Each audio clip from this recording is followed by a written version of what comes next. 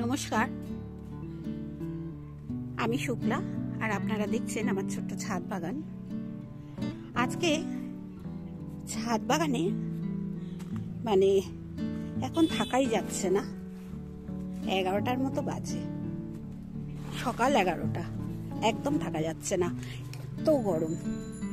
একবার জল দিয়ে গেছি, আরো জল দিতে হবে আর একবার, কিন্তু মানে বুঝতে পারছি না আমি কি করে দেব। আর ছাদ বাগানে এত ইঁদুরের উপদ্রব বেড়েছে।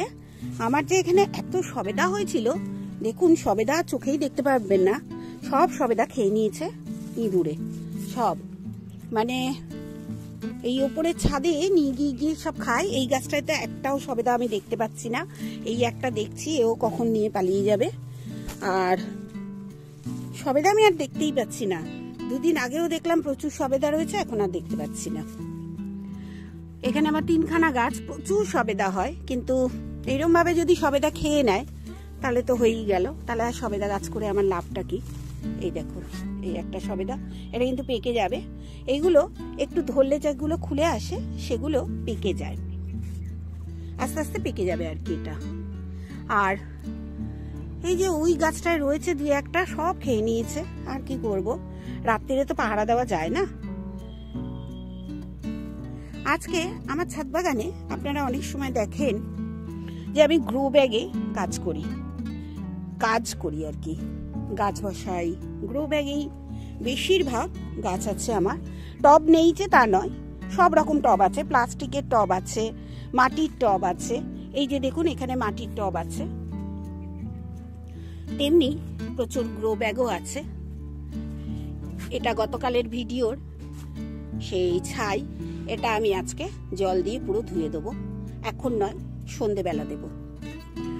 আর এইভাবেই তো লঙ্কা গাছ, আমি তো আপনাদের সঙ্গে শেয়ার করলাম যে লঙ্কা গাছ কিভাবে আমি ঠিকঠাক রাখি আর কি। এখনো ছাদ বাগানে প্রচুর কাজ, প্রচুর।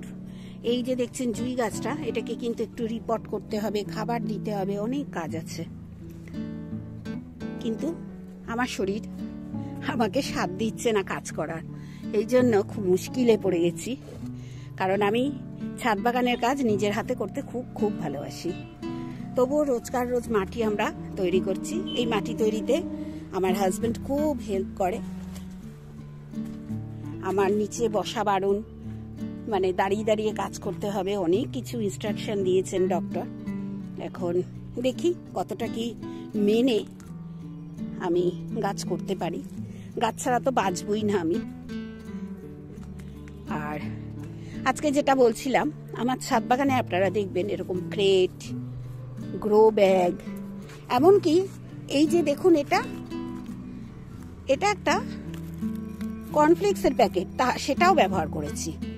আমি যেটা মনে হয় যে আমার গাছ এটাতে ভালো হবে আমি সেটাই করি। আবার এইগুলো এখন আর আমি কিনছি না, কারণ নষ্ট হয়ে যাচ্ছে, একবার পড়ে গেলেই ফেটে যায়, কিংবা এমনিও ফেটে যাচ্ছে। ছাদ বাগানে অনেক সবজির বীজ আপনাদেরকে নিয়ে বসিয়েছি। দেখুন এগুলো শশা উঠেছে এইরকম। এটাই ছিল গাজর আর এটাই ছিল বিটটা তুলে আমি শশা দিয়েছিলাম। এটাই ছিল গাজর, এটাই ছিল মূলো, এতে দিয়েছিলাম ঝিঙে। আর ওই দুটোও তুলে দেবো, একদম তুলে দেবো, মানে ক্রেটটাই রাখবো না।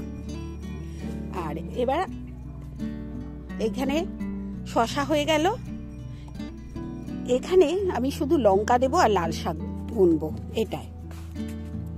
আর এইভাবে গাছ করব। এই দেখুন জল দিতে হবে, সকালে জল দিয়েছি, কে বলবে শুকনো হয়ে গেছে মাটি একদম।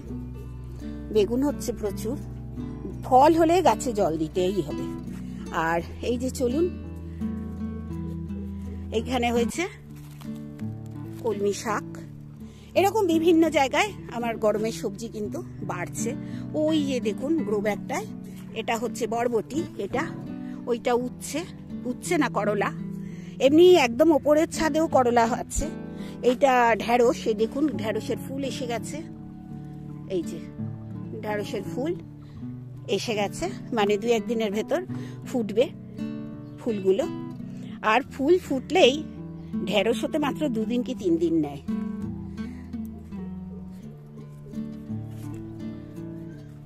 হ্যাঁ, যেটা বলছিলাম গ্রো ব্যাগ। আমি গ্রো ব্যাগে কেন গাছ করি? এক হচ্ছে গ্রো ব্যাগে না জল দাঁড়ায় না, খুব সহজ হয় গাছটা বসিয়ে তাকে দেখাশোনা করা। আর এই সব জায়গায় প্লাস্টিকের এই টবগুলো আমি দেখেছি একটু বেশি কম জল হলেই সঙ্গে সঙ্গে হয় গোড়া পচে যায়, মানে যে চারা গাছটা ওঠে তার, আর নইলে তাকে অনেক অনেক ট্রিটমেন্ট করতে হয়। দেখুন আমার ছাদ বাগানে কারা ঘুরছে, দেখুন এই দেখুন। এই যদি একবার কামড়ায় না, আর আমার ছাদে এখন আসতে হবে না। এটা ভ্রমর।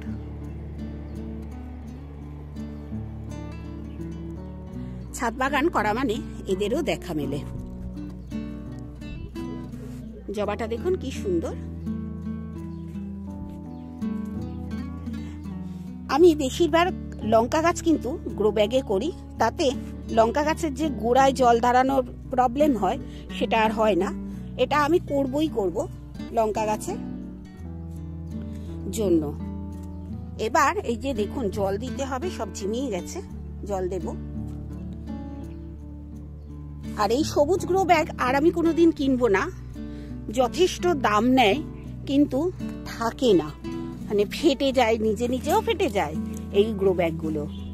প্রথম দিকে যখন আমি কিনেছিলাম তখন কিন্তু গ্রো ব্যাগগুলো খুব ভালো ছিল, এবং সেই গ্রো ব্যাগগুলো আমার এখনো ভালো আছে। কিন্তু পরের দিকে যখন কিনেছি 2 বছর বাদে, তখন কিন্তু আর আমি ভালো গ্রো ব্যাগ পাইনি।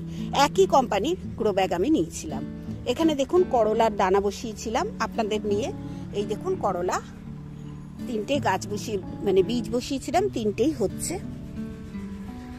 করলে মানে এই বোগেনভেলিয়া গাছটা ছোট্ট গ্রো ব্যাগ থেকে নিয়ে এখানে বসিয়েছি, একদম ছায়ায় রেখে দিয়েছি। একে এখন বেশ কিছুদিন ছায়ায় রাখবো। আর যে ক্রেটের ভেতরে আমি কিচেন কম্পোস্ট বানাচ্ছিলাম, দেখুন সেই আলুর টুকরো পড়েছিল, তাতে গাছ উঠে গেছে। আমি এর ভেতর দিয়েছিলাম পুঁই শাকের ডাঁটাগুলো, তার ভেতর বীজ ছিল, সেই বীজ থেকে গাছ উঠে গেছে। এখানে অনেকগুলো এইরকম গাছ উঠেছে এই কিচেন কম্পোস্টের ক্রেটে। আর যেখান দিয়ে পারি আমি সেখান দিয়েই লেবু গাছ কালেকশন করি। লেবু গাছ কালেকশন করতে আমার ভীষণ ভালো লাগে। আর এইরকম ভাবে আমার লেবু গাছ হয় আর কি। গ্রিন ফ্রেন্ডসের মিট আপে এর আগের বছরে দিয়েছিল এই গাছটা। এখান থেকে দেখুন, জানি না লেবু দুটো হবে কিনা, দুটো লেবুর গুটি ধরেছে, এখন জানি না। এটা বাড়ি 1, ছোট্ট একটা গাছ। ছোট গাছই আমি বড় করতে ভালোবাসি। আবার কিছু গাছ কিন্তু আমি বড়ও কিনি, একদম কিনি না তা নয়। এই স্ট্রবেরিকে এবার চেষ্টা করব একটু ঠান্ডায় ঠান্ডায় রেখে রেখে বাঁচাতে। জানি না পারবো কিনা, কোনো বছরই আমি পারি না, প্রত্যেক বছর আমি নতুন গাছ কিনি। তাই এবছর আমি চেষ্টা করব বাঁচিয়ে রাখতে। আর বেশ কিছু গাছ দেখুন আপনি টবে আছে। এই ছোট লেবু গাছ যখন আমি বসাই তখন কিন্তু মাটির টবে বসাই, প্লাস্টিকে নয়। এই লেবু গাছ বেশ যখন বড় হয়ে যায় তখন আমি বসাবো গ্রো ব্যাগে কিংবা প্লাস্টিকের এই যে এইরকম বালতি দেখবেন। এই যে দেখুন এখানে আমড়া গাছটা আছে, এই যে বালতিতে আছে, এই যে আমরা নতুন নতুন কুশি বের হচ্ছে এইগুলোতে, তখন আমি এইরকম ভাবে বসাই আর চেষ্টা করি।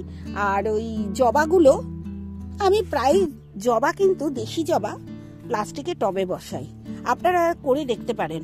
আমি কোনো জবা কিন্তু আমি গ্রো ব্যাগে বসাই না। আর গ্রো ব্যাগে বেগুন গাছ করি, আর এমনি গ্রো ব্যাগগুলো যেগুলো এই যে এই গ্রো ব্যাগগুলো, এতে আমি করি লঙ্কা গাছ করি আর বিভিন্ন সবজি করি। আমার ছাদ বাগানে প্রচুর রকমের সবজি থাকে, মানে আমার আর কিনতেই হয় না সবজি। তাহলে বন্ধুরা আপনারা কিন্তু যে কোনো টবই ব্যবহার করতে পারেন। অনেকেই অনেক রকম বলেন যে প্লাস্টিকের টবে হয় না, আমার কিন্তু প্লাস্টিকের টবে সুন্দর গাছ হয়, সত্যিই ভালো হয়।